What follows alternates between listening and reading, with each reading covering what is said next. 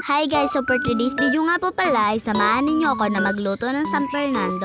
Let's go! Bandang alas 5 na po yun ng hapon kasi time na naman para magmerienda. At kumukulo na nga po siya kaya aayusin ko na siya at babaligtarin.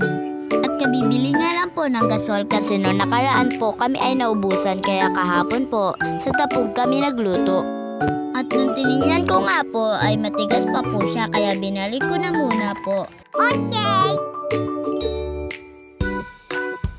At sasayaw naman po ako. Woo! Napaka-OA mo ante ko. Hala ng bas ng sarili. Di ba ang pangit? At maya-maya nga po pala ay tinignan ko na naman ulit.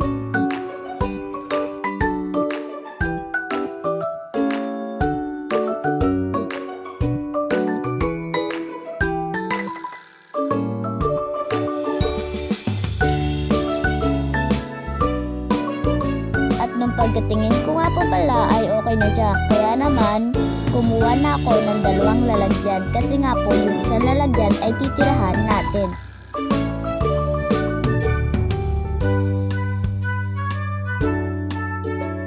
At papatayin ko na nga po yung gasol kasi nga luto na siya.